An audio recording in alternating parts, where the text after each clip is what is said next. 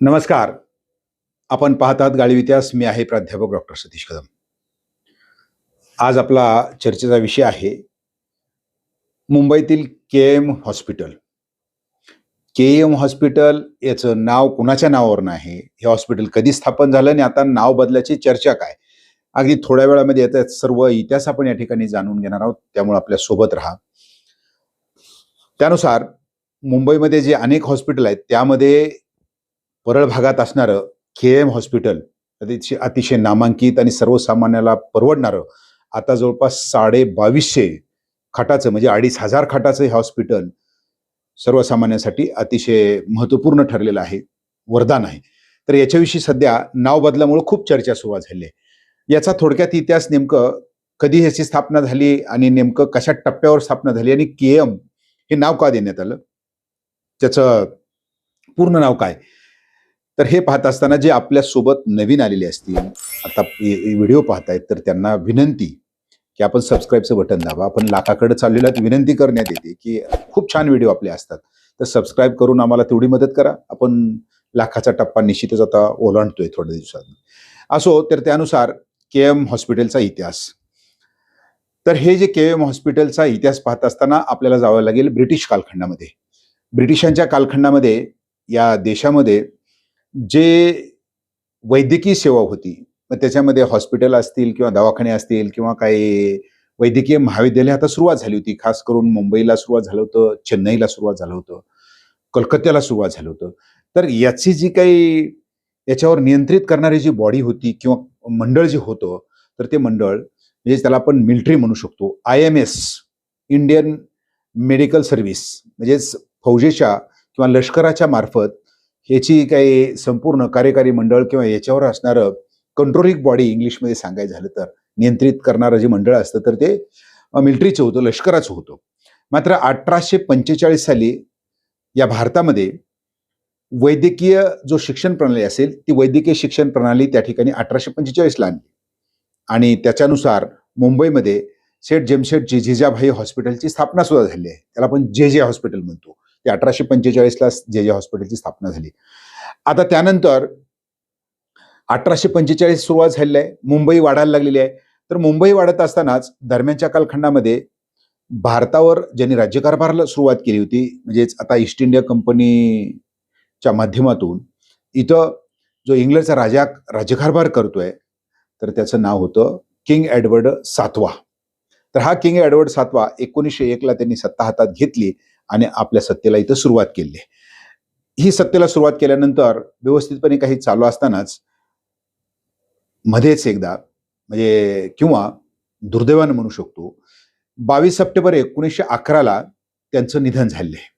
22 September 1918ला हे जे असणारे किंग एडवर्ड 7वे यांचं निधन झालं. तर त्यांचं निधन झाल्यानंतर त्यांच्या असणाऱ्या स्मरणार्थ एक स्मृती मंडळ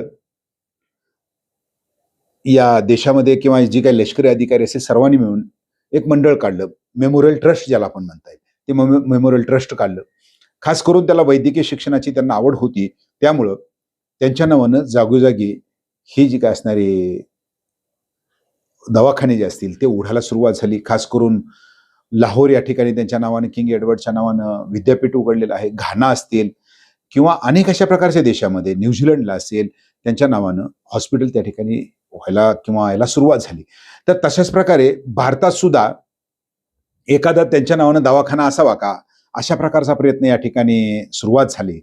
आणि याच्याकरताच आता मुंबईमध्ये जी काही 7 बेटाचं मुंबई बनलं होतं, तर त्याच्याच जवळ असणारं परेल नावाचं एक बेट आहे त्या कालखंडातलं. तर त्या भागामध्ये एखादं म्हणजे वाढती वस्ती आहे, तर तिथं त्यांच्या नावानं एखादं दवाखाना मोठा असावा का, अशा प्रकारचा प्रयत्न त्या ठिकाणी सुरुवात झाला. आणि हे जी काही त्यांच्या नावानं मंडळ जे स्थापन झालं होतं, किंग एडवर्ड मेमोरियल ट्रस्ट, तर त्या ट्रस्टनं देणगी दाखल करून सर्वांकडून जी काही निधी जमा केला, तर तो होता 5,82,878 रुपयाचा फंड जमा झालेला आहे. आता हा फंड जमा झाल्यानंतर सुरुवात झाली की बाबा ठीक आहे, आता म्हणजे त्यांच्या नावानं दवाखाना काढायचा आहे, काय करायचं आहे, हे जो फंड होता, हा फंड आता दिवसेंदिवस तो बँकेमध्ये टाकला, तो वाढायला लागला, आणखी त्याच्यामध्ये जमा व्हायला लागली.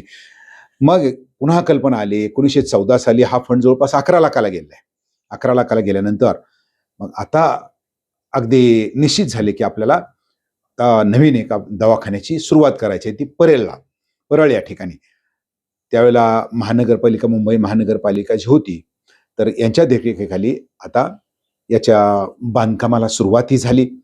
तर त्यावेळेची कंपनी होती मेसर्स पायने अँड कंपनी, यांना ह्याचं टेंडर देऊन टाकण्यात आलं होतं किंवा देण्यात आलं होतं. फिरोजशाह मेहता त्यावेळेचे मुंबईचे, यांनी फार मोठं याच्यामध्ये मोलाचं योगदान दिलं. आणि कमी पडणारा निधी जो होता तर तो दिलेला आहे गोवर्धनदास सुंदरराव यांनी. याला मोठ्या अशा प्रकारचं सहकार्य, आर्थिक सहकार्य केलं आणि त्यामुळंच हे जे हॉस्पिटल होतं ते हॉस्पिटल आकाराला आलं. 22 जानेवारी 1926ला KM हॉस्पिटल प्रत्यक्षात सुरुवात झाली आहे. तर त्याला जोडूनच आता ज्यांनी मदत केली होती या गोकुळदास सुंदरराव, तर यांनी, तर त्यांच्याच नावानं हे जे हॉस्पिटल होतं, हे हॉस्पिटल एका बाजूला राहिलं आणि मेडिकल कॉलेज जे असेल, वैद्यकीय महाविद्यालय सेठ गोकुळदास सुंदरराव मेडिकल कॉलेज, सेठ GS मेडिकल कॉलेज म्हटलं तर, हे स्थापन झाली. आणि यानुसार म्हणजेच जो KM हॉस्पिटल जो होतं, तर ते KM हॉस्पिटल म्हणजेच काय की ज्यांच्या नावानं एखादं ट्रस्ट स्थापन झालं होतं, त्या राजाचं नाव होतं किंग एडवर्ड 7वा. म्हणजेच एकंदर ते नाव जे देण्यात आलं होतं या परळच्या हॉस्पिटलला, ते आहे किंग एडवर्ड मेमोरियल हॉस्पिटल, त्यालाच म्हणायचं KEM. तर हे हॉस्पिटल सुरुवात झाली आहे 22 जानेवारी 1926ला. तर याचे पहिले अधिष्ठाता किंवा डीन जे होते, जीवराज मेहता हे जे डीन आहेत, तर हॉस्पिटल फार छान अशा प्रकारे चालायला लागलं. यावर्षी 1926ला याला 100 वर्ष पूर्ण होत आहेत. आणि गरिबाचं हॉस्पिटल जवळपास दरवर्षी 10 ते 14 लाखापर्यंत इथं रुग्णांची तपासणी होते आणि सर्व सुविधा जे काही असेल, शस्त्रक्रिया या हॉस्पिटलमध्ये, या दवाखान्यामध्ये तिथं पूर्ण होतात. आणि मेडिकल कॉलेज बाजूला असल्यामुळे खूप अशा प्रकारच्या सुविधा आहेत. तर आता 2026 म्हणजे बरोबर 100 वर्षानंतर आता याचा असणारा एक घाट घातला जातोय किंवा नाव बदल जे असेल, तर त्या नाव बदल सुद्धा अतिशय चतुर्यानं नाव बदलायचा प्रयत्न इथं चालू आहे. तर ते आहे KEM. तर त्या हॉस्पिटलचं नाव काय आहे? KEM, king Edward memorial hospital. तर तशाच प्रकारे त्याला जोडून नाव आता जो पर्याय दिलेला आहे, आपले मंगलप्रभात लोढा यांनी तसा प्रस्ताव दिलेला आहे, तर ते नाव दिलेलं आहे कौशल्यश्रेष्ठ एकलव्य स्मारक रुग्णालय. म्हणजे ते ऑटोमॅटिक KM होईल. तर अशा प्रकारचा प्रस्ताव पुढे आला. मात्र या ज्या हॉस्पिटलला, ज्या दवाखान्याला 100 वर्षाची परंपरा आहे, याच्यामध्ये अनेक अशा प्रकारचे भारतीयाबरोबर इंग्रज त्या ठिकाणी झटलेले आहेत आणि मुंबईकरांसाठी एक आरोग्य सेवा म्हणून या किंग एडवर्डच्या नावानं हॉस्पिटल तयार झाले आहे.